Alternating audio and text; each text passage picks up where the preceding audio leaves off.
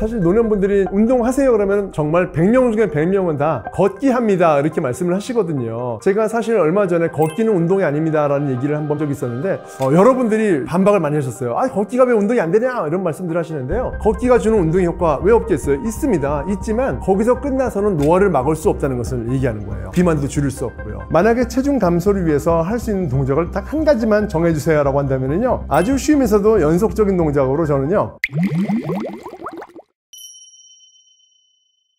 실제로 1996년에 세계보건기구에서는요, 비만은 장기 치료가 필요한 질병으로 규정했습니다. 그 이후로 비만이 우리 인류가 극복해야 될 질병으로 가장 인식되고 있는데요, 비만은요 사실 정상인 체중인 사람보다 2배 이상 높은 사망률을 보인다고 해요. 우리가 비만이 된다는 것은요, 그냥 단순한 피하지방이 늘어나서 뱃살이 있거나 살이 찐 것만이 아니에요. 피하지방은 우리 표피의 안쪽에 있는 지방을 말하는 것이고, 그 안에 근육이 있잖아요. 우리 근육 안에 있는 장기에도 지방이 생긴다는 것이죠. 이것을 우리는 내장지방이라고 하는데요, 내장지방의 대표적인 것이 바로 혈관 내 지방인 것이에요. 우리 혈관은요 마치 고무호수와 같아 가지고 우리의 맑은 혈관 안에 지방층이 쌓이고 막히게 되면 고혈압이라든지 동맥경화라든지 고지혈증이 생길 수가 있어요. 결국 심장에 문제가 생기면 사망으로까지 일어날 수 있는 것이에요. 그래서 반드시 체지방을 줄이고 비만을 벗어나는 일이 질환을 예방하는 길이다 라고 이해하시면 좋겠습니다. 비만인 분들이 체중을 줄이기 위해서 하는 첫 번째 행동은 음식을 덜 먹는 거예요. 자, 근데 그런 분들의 3개월 뒤, 6개월 뒤를 보면요, 다시 예전만큼 살이 쪄 있다는 것이에요. 심지어는 요요가 돼서 더 체중이 불어나는 경우도 많이 볼 수 있어요. 왜 그럴까요? 바로 근본적인 문제를 벗어났기 때문이에요. 우리가 잠시 잠깐 일시적으로 살을 빼기 위해서는 음식을 줄이면 이전보다 칼로리가 덜 몸 안에 축적되기 때문에 단순히 살이 빠지는 것 같기도 해요. 중요한 것은 살이 빠지는 데 있어서 체중이 빠지는 것이냐 아니면 지방이 빠지는 것인가를 정확하게 봐야 돼요. 실례로요, 우리가 음식을 줄여가면서 살을 뺐을 때 5kg를 빼면은요, 실제로 체지방이 4kg 빠지고 근육량은 1kg 정도 빠지게 돼요.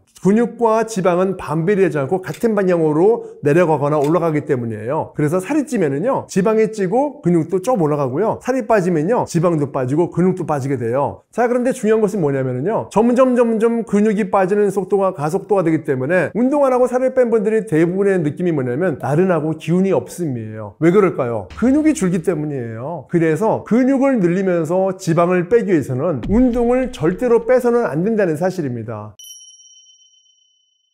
사실 노년분들이 운동하세요 그러면 운동합니다 라고 대부분 다 말씀하세요. 그러면 제가 여쭤봐요, 어떤 운동 하십니까? 하면 정말 100명 중에 100명은 다 걷기 합니다 이렇게 말씀을 하시거든요. 제가 사실 얼마 전에 걷기는 운동이 아닙니다 라는 얘기를 한 번 적이 있었는데 여러분들이 반박을 많이 하셨어요. 걷기가 왜 운동이 안 되냐 이런 말씀들 하시는데요, 실제로 운동을 걷기로만 생각하시고 그 이상으로 하지 않는 분들에게 제가 환기를 시키려고 말씀드린 거예요. 걷기가 주는 운동 효과 왜 없겠어요? 있습니다. 있지만 거기서 끝나서는 노화를 막을 수 없다는 것을 얘기하는 거예요. 비만도 줄일 수 없고요. 여러분, 걷기는요 그야말로 상체의 움직임이 거의 없이 다리로만 움직이는 거예요. 그러다 보니까 실제로 운동을 하더라도 어깨나 팔이나 가슴이나 등의 근력은 계속 빠지게 되는 거예요. 그러다 보니까 무릎 관절이 약해져서 관절염이 생길 수도 있고, 또 체중은 줄었지만 실제로 근력이 없는 상태이기 때문에 오히려 안전하지 않고 위험할 수 있다는 것이 저의 생각이죠. 그래서 걷기 운동을 하면서 근력 운동은 기본적으로 일주일에 최소한 3일에서 4일 정도를 하셔야 돼요. 매일 하시는 분들이 계신데 그것은 근육이 좋지 않습니다. 근육은요 운동을 하는 것만큼 또 쉬워져야 되기 때문에 맥시멈 1시간 정도로 제한하시는 것이 안전하고 효과적입니다.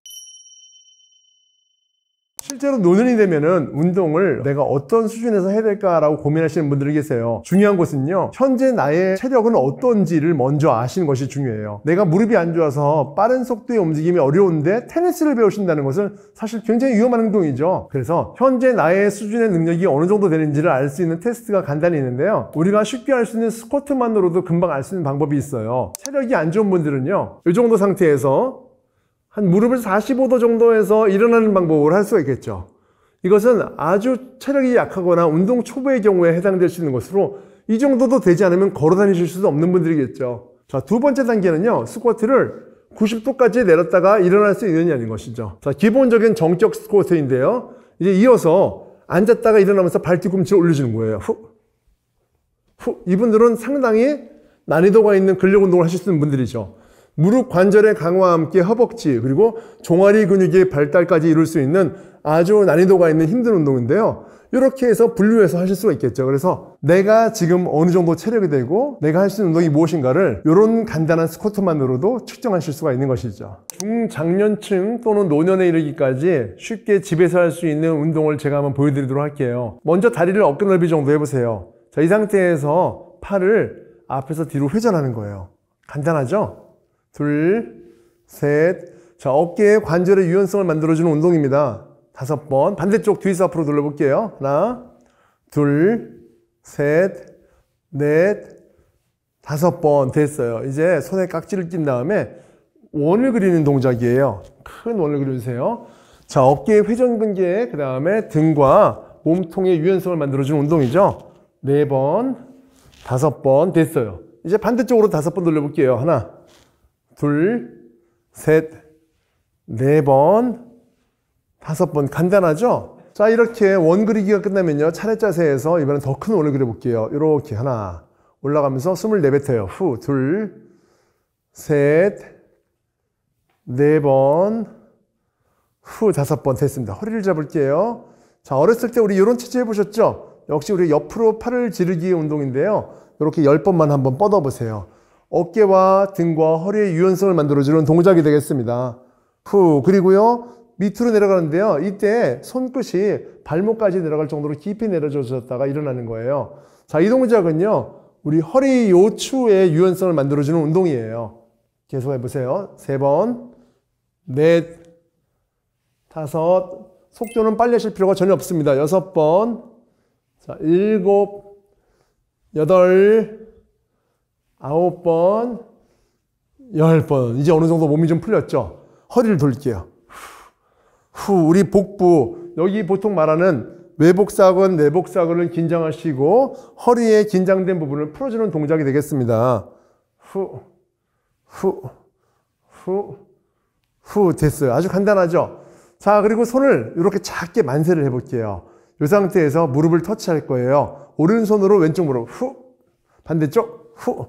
자, 이 운동은요, 다리를 들어 올리는 힘이 다리의 힘이 아닌 하복부의 힘으로 올려드린다는 거. 그래서 아랫뱃살에 긴장을 주고 복부살을 빼주는데 아주 도움이 되는 운동입니다. 안전하고도 아주 쉬운 동작이죠. 후, 후, 후. 자, 이어서 발목 안쪽을 터치하는 동작이에요. 마치 제기차기를 하듯이 하는 동작인데요. 이 동작은요, 허벅지 내전근 하고요, 아랫뱃살을 운동시켜주는 운동이에요. 특히 장 운동도 되기 때문에 숙변이나 그 다음에 변비로 고생하시는 분들은요, 이 운동 많이 하시면 굉장히 좋은 효과도 보실 수 있으세요. 후, 후, 후. 자, 이어서 갑니다. 양손 작은 만세 했죠? 오른손으로는 왼쪽 무릎을 터치하고요, 왼손으로는 바깥 발목을 터치하는 동작이에요. 자, 동시에 해볼게요.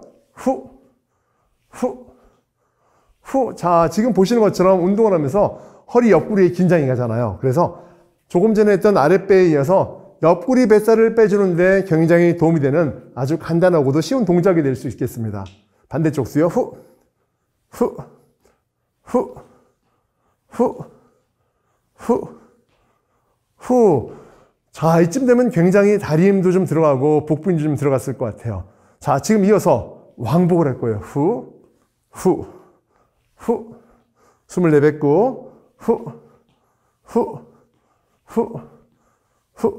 자, 됐습니다. 우리 방금 했던 운동 기억나세요? 아랫배 운동, 옆구리배 운동, 몸통 운동, 다리 운동, 이렇게만 꾸준히 하루에 하셔도요, 뭔가 몸이 좀 가벼워지고 개운해지고 이전보다 훨씬 더 건강해진 것을 느끼실 수 있을 겁니다. 대신에 집에서 하실 때에도요, 맨발로 하시거나 양말을 신고 하시면 안 됩니다. 반드시 운동화를 착용하셔야 되세요. 다리를 들면서 자칫 미끄러질 수 있고 낙상으로 이어질 수 있기 때문이죠. 그래서 실내에서 신을 수 있는 운동화를 반드시 착용하고서 하시는 것이 좋겠습니다. 만약에 체중 감소를 위해서 할 수 있는 동작을 딱 한 가지만 정해주세요 라고 한다면요, 아주 쉬우면서도 연속적인 동작으로 저는요, 요거 아주 쉬운 제기차기를 제가 소개해드리고 싶어요.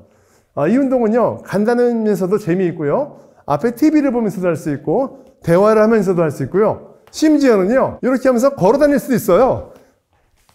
움직일 수 있잖아요. 그래서 끊임없이 계속 이렇게 걸어 다니면은요, 유산소 효과가 있어요. 그래서 심폐 능력 강화와 함께 체지방 연소를 도와주기 때문에 동네 어디서나 함께 할 수 있는 그런 동작이 아닐까 저는 생각됩니다.